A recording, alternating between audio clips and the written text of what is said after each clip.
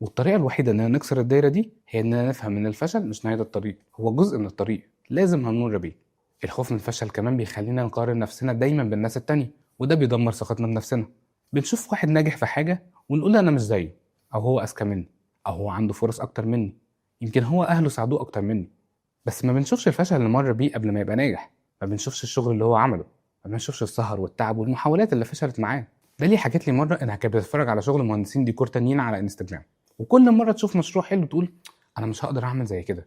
بس لما بدأت تتكلم مع بعض الناس دي اكتشفت إن كل واحد فيهم مر بتجارب فشل كتيرة جدا، وإن الصور اللي بتشوفها دي نتيجة شغل سنين كتيرة قوي وتجربة وخطأ وتعلموا منها. الخوف من الفشل كمان بيخلينا نأجل أحلامنا لحد ما نبقى جاهزين، بس الحقيقة إن مفيش حد بيكون جاهز 100%. الجاهزية بتيجي مع التجربة مش قبلها أصلا، واللي بيستنى لحد ما يبقى جاهز هيفضل يستنى للأبد. آدم قعد شهور وهو بيقول هبدأ أتعلم البرمجة لما أكون متفرغ لها، لما أكون جاهز نفسيا، لما أكون عارف كل حاجة عن المجال. والنتيجة إيه؟ الوقت عدى وهو لسه ما بدأش أصلا، عشان كان بيستنى اللحظة المثالية اللي مش هتيجي أبدا. أنت عارف أكبر مشكلة في الخوف من الفشل؟ إنه بيخلينا نفقد الثقة في نفسنا، بنبدأ نشك في قدراتنا وفي ذكائنا وفي إننا نستاهل النجاح ده أصلا. وده بيخلينا نبدأ نصدق إننا مش قادرين على تحقيق أحلامنا، مش عشان مش عندنا قدرة، لكن عشان عندنا اقتناع إننا مش عندنا قدرة. الخوف من الفشل بيخلينا كمان نعيش في خوف مستمر من المستقبل. بدل ما نخطط ونحط أهداف ونشتغل عليها بنفضل نقلق من كل الحاجات اللي ممكن تحصل غلط.